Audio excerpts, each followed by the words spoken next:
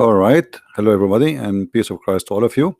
Our topic now is about cheating in Islam. Cheating is exists everywhere, have nothing to do with specific religion, or there's people who cheat, people who they are not decent, and this is not just something happening to Muslims. Just to make it clear, we are not talking about this. We are talking about the idea of solving the problem. When the God of Islam, he spoke about cheating and how Allah, supposedly the God of Islam, he solved this problem, and how he announced the punishment for it.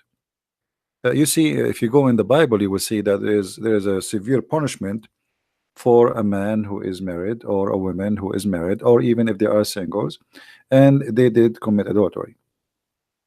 Islam is different story.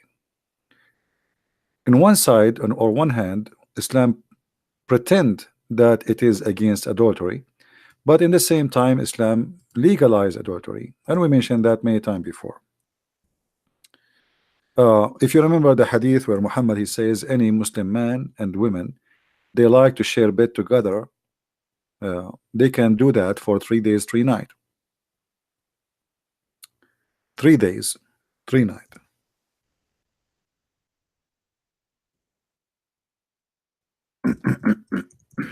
Let us see the hadith.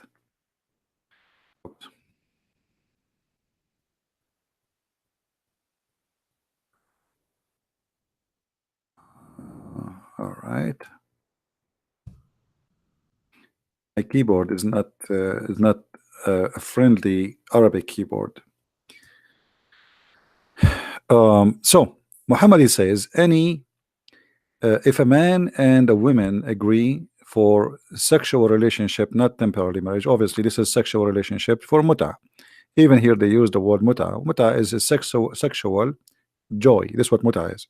So Muhammad allowing Muslim men to hire women for sex for temporary contract, and they get paid for it, and this is legalized in the time of Muhammad. Later the Muslim, they say this was forbidden, but there's no proof of that, because we can find many references that even the Caliphate, Omar and Uthman and Abu Bakr, they practice muta after Muhammad.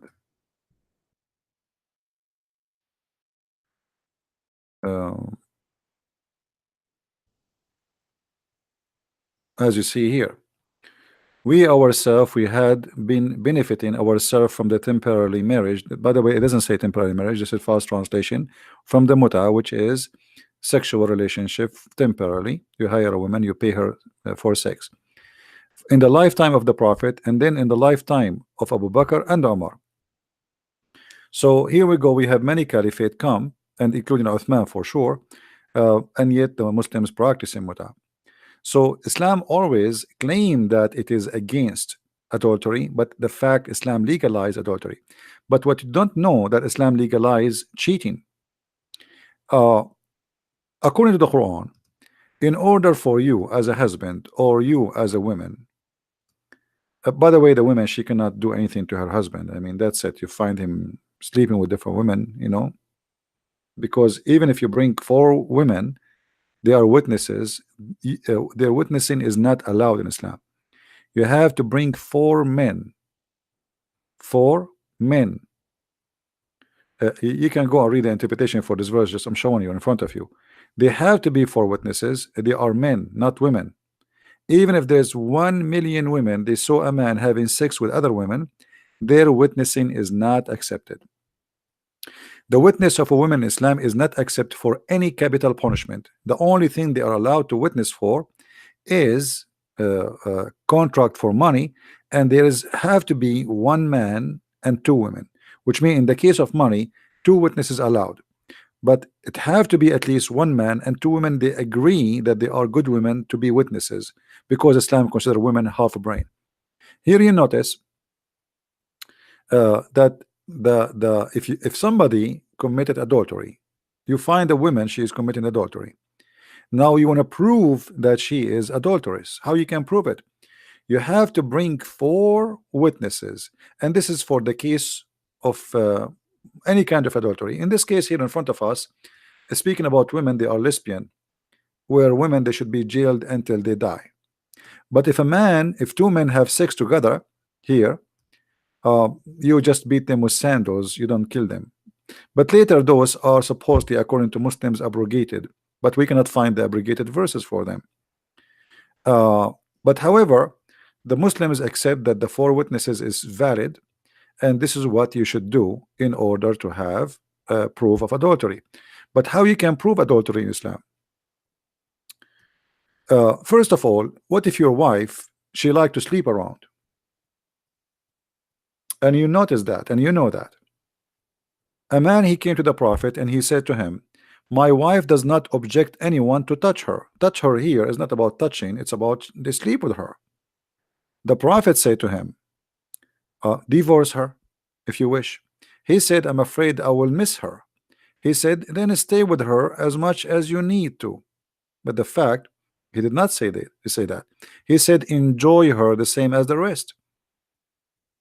So Muhammad is teaching his men that forget about dignity and forget about honor. And where is Muhammad, the tough prophet who is against adultery? Why Muhammad have no problem that the woman, she is doing that to her husband? Why Muhammad did not get angry and say, bring her to me, and investigate how she is allowing women or allowing other men to play with her? Muhammad, he said to the man, as if he is a hippie from Santa Cruz, California, where the hippie movement started. Okay, well, you like her, and she like everybody to sleep with her, then enjoy her as the rest, so you can share the bed with them, you and her. Okay, we'll have fun. Your wife is a whore. Okay, well, nice to meet her. And what is missing, maybe later he asked him, where you live, where's your house? All right. And the same hadith repeated in many places. It was narrated by Ibn Abbas, a man, he came to the Messenger of Allah. I have a wife who is no one must be loved of the people to me, but she does not object anyone to touch her. He said, divorce her. He said, I cannot I cannot do without her. So he said, okay, stay with her as much as you need to. So here Muhammad, you see, he is very friendly, all right, with the cheaters. Then we go and we find how Muhammad make it so difficult to prove that a woman or a man is cheating. Here a story that a man, he was having sex with the women, and Muhammad required 4 witnesses, as we said, and those four witnesses, they have to testify that they had seen their sexual organ going in and out. And here this is impossible. I mean, this is stupid. This cannot be true. How 4 men they will see a man doing that and his going in and out? I mean, the guy did not see them. 4 in the same time, like 4 enter the room in the same time. That's impossible. Same time, there's a story, but I could not find it for you in Arabic, but I will translate it for you in English. Maybe that will do. Let us see. Hold on.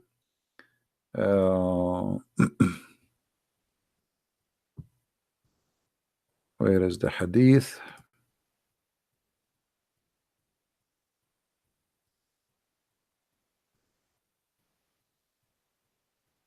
You see, we're trying to make the video short.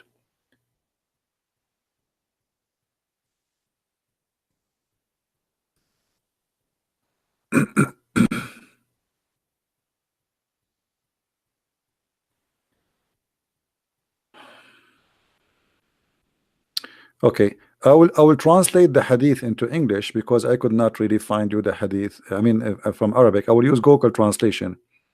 Let us see how to translate the hadith into English. There is an option where you can click at the page and then you choose translate. Hold on, we don't want to waste time. Translate. Where is translate? Oh, man. Okay, what about we click here? Um, I don't know how to find where it says where in how to do it. And hold on, let me do this. Give me a second.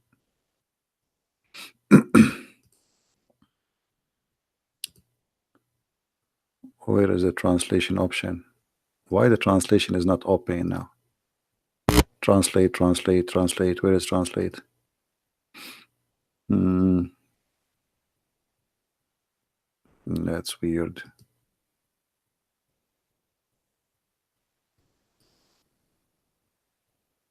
I mean, always translation happen. Now it's not happening. Let us see.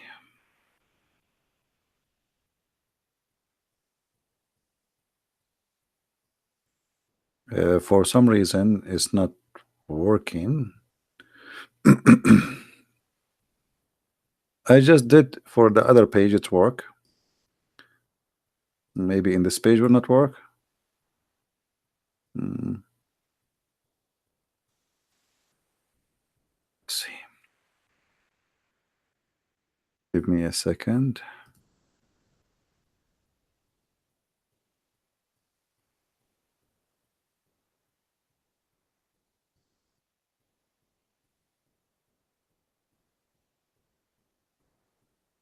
I don't know what happened. It's not. There's an option. Oh, okay, okay, I found it. Hold on. I found the option finally. All right, good, good. It's here. Translate. All right, bingo. All right. This is the book of Al-Mughni, Tafsir Al-Mughni. And we translated the page as it is from Arabic. This is Google automatic translation. Here you will find that people, they came and they saw a man. Sorry, let me put the screen again. Hold on.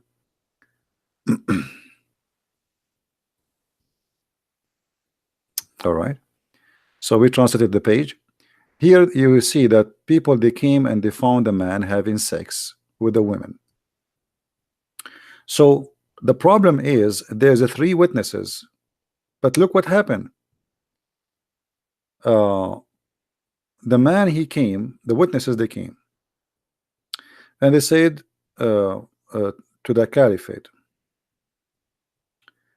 they report the story as what they saw. I saw something ugly. He said, praise be to Allah, who did not demonize the shaitan with the campaign of Muhammad, etc. He said he ordered the people to flee and wear flagged. Why he flagged them? Those are three people. They came and they accuse a person of having sex. Why? Because they are three but not four. Here you will see that the man, one of them, he said, I saw that the woman, her legs is around the neck of the man, like, oh, we switch back to what happened. I mean, what happened here?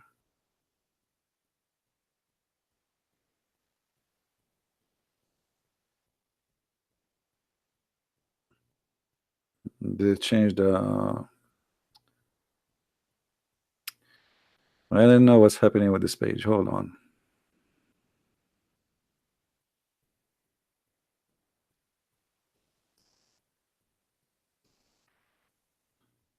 Anyway, one of the witnesses, he said, I saw the man, the women, her legs around. Let me see if I can find that in where this. I mean, the 15 minute is gone and we are not done. It's hard to finish this topic in 15 minutes. Donkey. Hold on. All right. Do you see what it says? The man, the one, the where they were flagged, the witnesses. One of them, he says, I saw her legs above his neck, as if they were the ears of the donkey, and I do not know what is behind it. Do you want more? I mean, more than this? The three witnesses, they saw, and one of them, he said what he saw. He says, obviously they are having sex, and her legs is around his neck, like the ears of the donkey. But he did not see his penis. So Omar, he did not accept that. That is not enough. So in Islam, if your wife is cheating and you got witnesses, you are there, two more witnesses, three more witnesses, four more witnesses, and they see that your wife, her legs is around the neck of a guy, and make his neck like a donkey. He says like his feet like the ears of a donkey, and they are shaking. Actually, the hadith says, and they were shaking hard. That is not a proof that they are having sex, and they were flogged. They were punished. The witnesses were punished for making such a statement. So how we can prove adultery in Islam? It's obvious. It's impossible. And why Muhammad he made it impossible? Simply, uh, three witnesses, they accuse his wife Aisha that she was having sex with a guy, his name is Safwan. So Muhammad he changed the witnesses from two to four, and he flagged the witnesses who accuse his wife that they saw her with Safwan. And since then Muhammad he practiced the same with everybody. So if you see a wife, if you see a woman, and her legs is around the neck of a man, and he is shaking her heavily, we are trying to be polite, that is not a proof of any sexuality in Islam. So how we can prove it? It's impossible. And this is why we say, you know, the Muslim, they say Islam is very practical religion.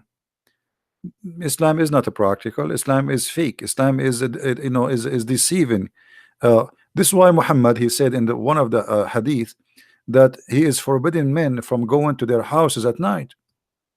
And obviously Muhammad he was sleeping with the wives of the Muslims, as what happened with his own son, where he went to the house of his own son wife, and he flirted with the wife when the husband was not there. If this is written in the Muslim books that the Prophet of Allah flirting with the wife of his son, so you can imagine what was happening for reality, because they will never speak bad about their prophet. According to the story, that when he entered the house of his son, the wind came by Allah, Allah is the one, and he lifted up the curtain, and she was almost wearing nothing. So the prophet he looked at her and he said to the wife, praise be to Allah who made my heart flip for you. So Muhammad himself is cheating with his own son wife while the son is out. And then Muhammad he forbid the men from coming inside the doors. In one of the hadith, Muhammad he claimed that the reason you should not come to your house when like at night, because she need to shave her vagina. I mean, what kind of an excuse that excuse? Do you believe it? Don't go to your house at night because, and you need to tell her in advance. So do you come tomorrow? So your wife she can shave her vagina. I mean, are we coming to a house of prostitution? Why the women she have to come? She have to shave her vagina. So each time the Muslim he wanna go home, his wife to shave, she have to shave her vagina. In different translation they say, so she will comb her hair. Look how they fabricate translation. Do you see the translation? Look here, they say it. Look what they say, just to show you how they lie. Here it says to comb her hair, but look, it's what about comb hair? This is about shaving her vagina, not combing her hair. So the Prophet is making every way, every mean, so he can allow people to commit adultery, and he is, you know, obviously he is playing around. It's for the benefit of who? That the man should not come at night to home. It's not for the benefit of the man, not for the benefit of the family. The family will be happy to see the children, they will be happy to see their father coming back. Who care about the private part shaving now? I mean, why this is very important? Are you going, when you see your wife, you will kiss her lips, or you will kiss her? I mean, why she had to shave it before he come, and why he cannot come at home? Okay, let us say he come at home. Can she shave it after? I mean, this is stupid. You know what I mean? So he came, okay, and so what if they live together? He cannot be home if her vagina is not shaved. So here you notice that this is stupid. Muhammad is promoting very weird habit between his followers, and obviously he himself is trying to get not to get busted, and because his men they go to war, he stay home. The women they are alone. And now, if what if they come so suddenly? You don't go to your house. No, you send a messenger. You knock at the door from behind the door. Hey, your wife is here. Your husband is here. He will come tomorrow morning. So the woman she will tell her, okay, boyfriend. You know, there's a different hadith. Let me see if I can find it. Uh, where he said that the man should not go home and he because he might find something he hate to see. He hate to see.